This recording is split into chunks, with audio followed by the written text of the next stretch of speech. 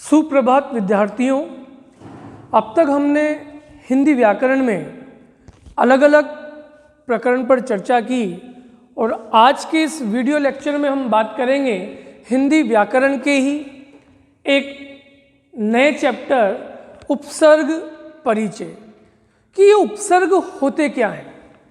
उपसर्गों का प्रयोग हिंदी व्याकरण में हिंदी शब्दों के साथ किस प्रकार किया जाता है, ये तमाम चर्चा आज के इस लेक्चर में हम करने जा रहे हैं। तो हम शुरू करते हैं उपसर्ग परिचय। सबसे पहले हम बात करेंगे कि ये शब्द का निर्माण कैसे हुआ। ये जो उपसर्ग है, इस शब्द का निर्माण कैसे किया गया। उपसर्ग दो शब्दों से मिलकर बना हुआ है। पहला उप, दूसरा सर्ग। उप का मतलब होगा समीप, निकट,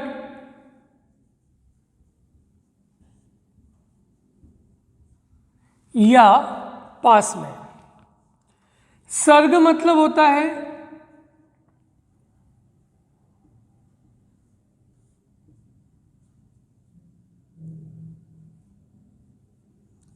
सृष्टि करना,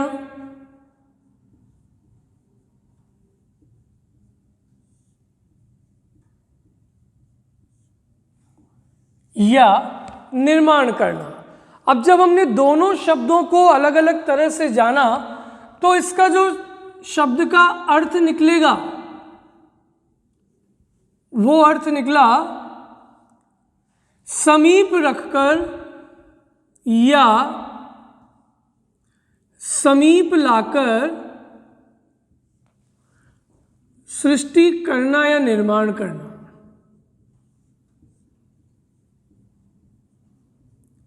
सृष्टि करना या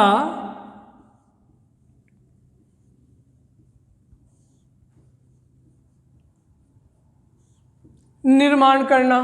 अब व्याकरण में ऐसी कौन कौन सी चीजें हैं जिनको समीप लाया जाए या जिनको पास में ला करके एक नई चीज का निर्माण किया जाए। ये तीसरी चीज में हम पढ़ेंगे कि उपसर्ग की परिभाषा क्या होनी चाहिए।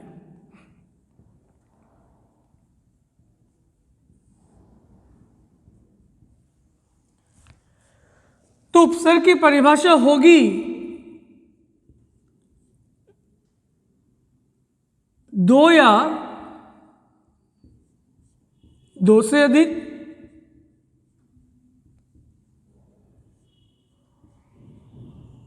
और कहीं कहीं एक भी हो सकते हैं।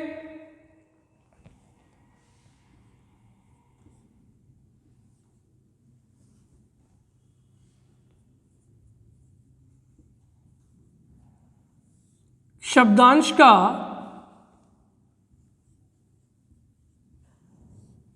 मूल शब्द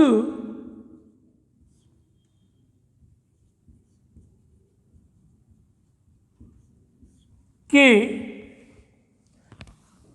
पहले जुड़कर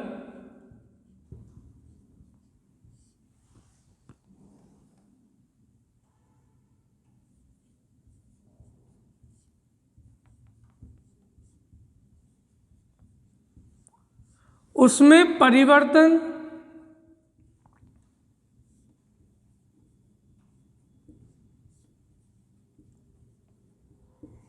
करने वाले शब्दों को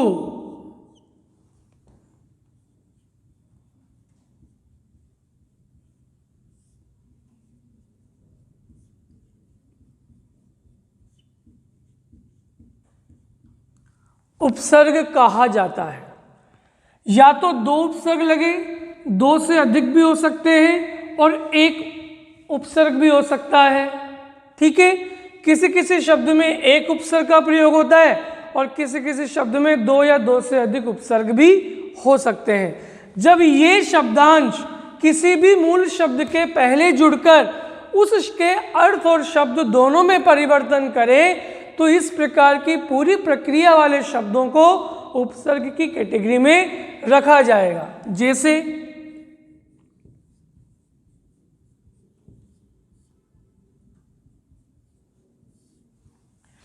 एक शब्द है, ध्यान से देखना, हार। शब्द क्या है? हार। और हार का मतलब होता है लॉस, या कोई भी आभूषण,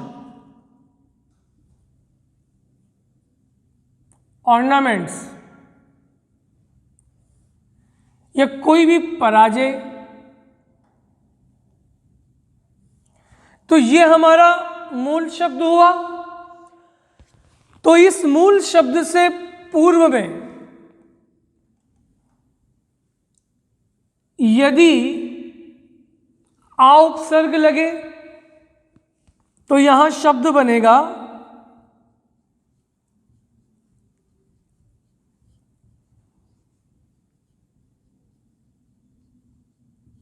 आहार।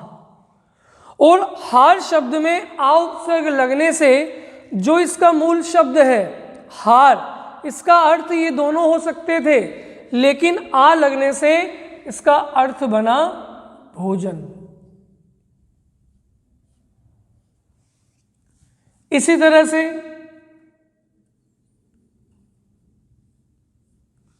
वी उपसर्ग, वी उपसर्ग इसी हार शब्द में लगने से एक बार फिर इसका शब्द भी चेंज हुआ, और शब्द चेंज होगा तो इसका अर्थ भी चेंज होगा। विहार करना होता है घूमना, वॉक। इसी तरह से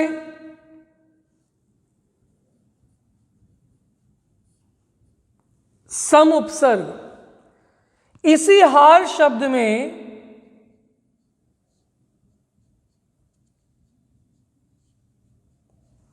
सम उपसर्ग लगने के कारण यहां शब्द भी चेंज हुआ।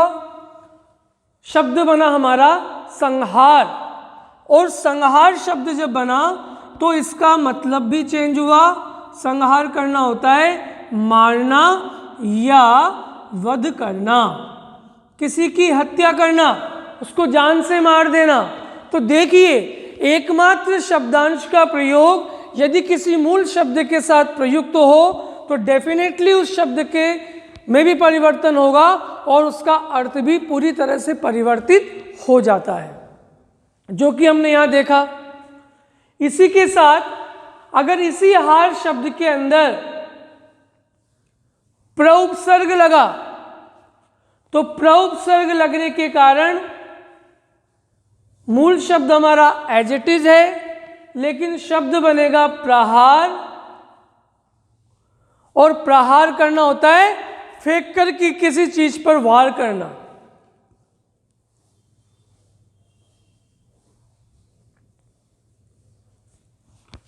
पहला बना आहार, दूसरा विहार, तीसरा संहार, चौथा प्रहार।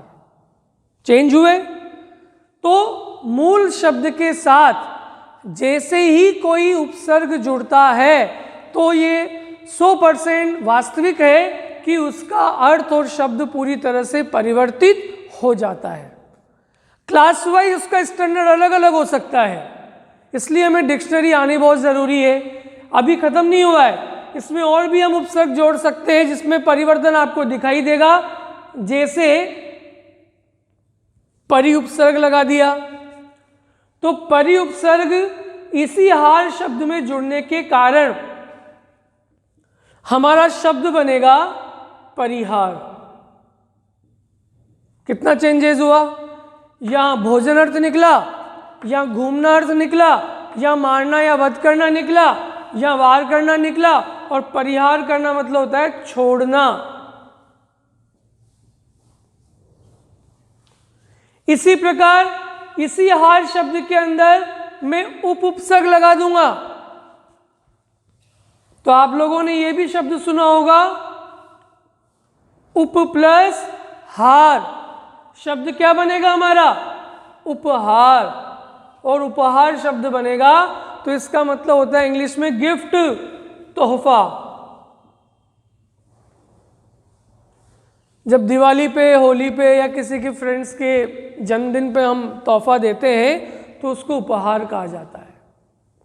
तो इस तरह से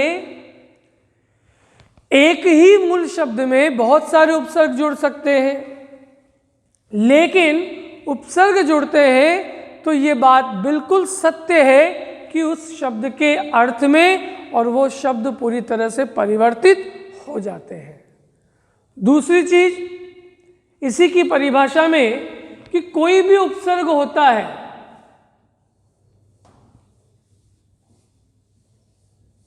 तो वो शब्दांश तो है ही, पूरी तरह से शब्द नहीं है, शब्द का अंश है, लेकिन उपसर्ग शब्दांश होने के बाद भी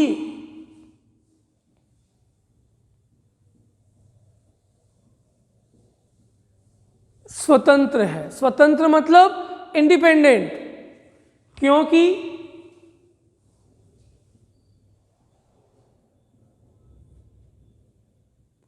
उपसर्गों का स्वयं एक निश्चित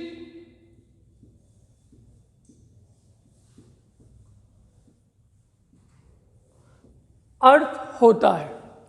जितने भी उपसर्ग हैं, इन उपसर्गों का निश्चित रूप से एक अर्थ होगा।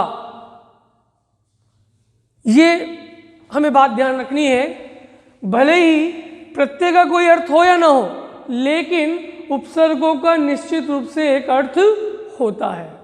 तो इस तरह से सबसे पहले हमने देखा उपसर्ग का निर्माण कैसे हुआ और इसका शब्द का अर्थ क्या है, क्या इसकी परिभाषा हो सकती है, और एग्जाम्पल जान करके हमने देखा कि किस तरह से उपसर्ग के साथ शब्दांश जुड़ता है, मूल शब्द जुड़ता है, और मूल शब्द जुड़ने के बाद में उसके अर्थ और शब्द में पूरी तरह से परिवर्तन दिखाई देता है। इसके बाद हम जानेंगे कि उपसर्ग के प्रकार क्या क्या हैं और उन प्रकारों को किस किस तरह से विभाजित किया गया है, ये तमाम चीजें हम देख रहे हैं।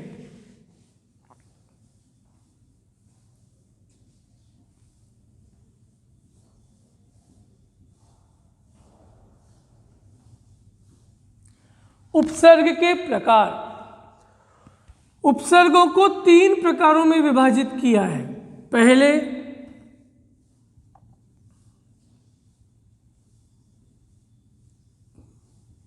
संस्कृत के उपसर्ग,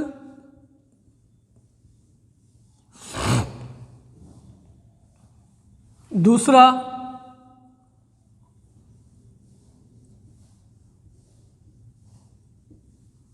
हिंदी के उपसर्ग, और तीसरा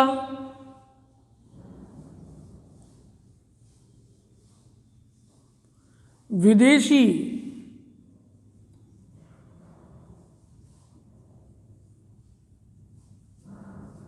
भाषाओं के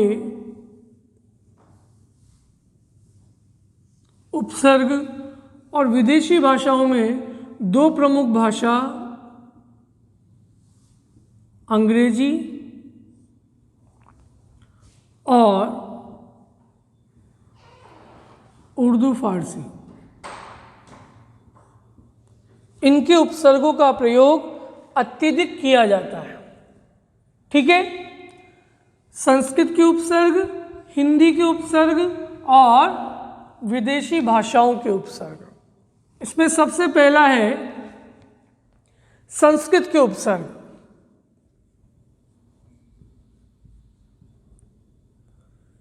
संस्कृत के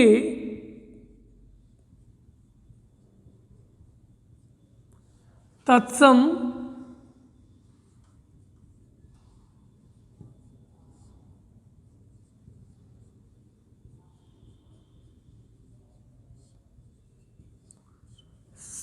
साथ ही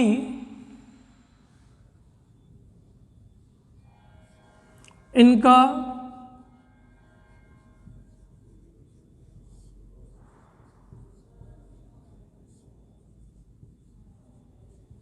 प्रयोग होता है। हिंदी के उपसर्गों का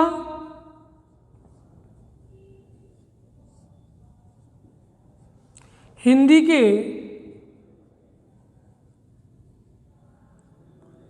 साधारण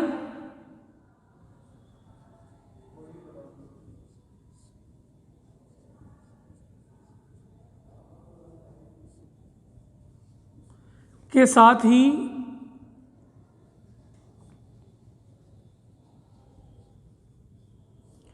इनका प्रयोग होता है। तीसरे नंबर पे विदेशी भाषाओं के कि विदेशी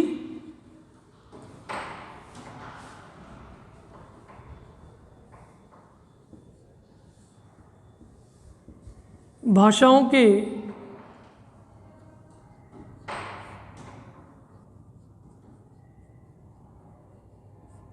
शब्दों के साथ ही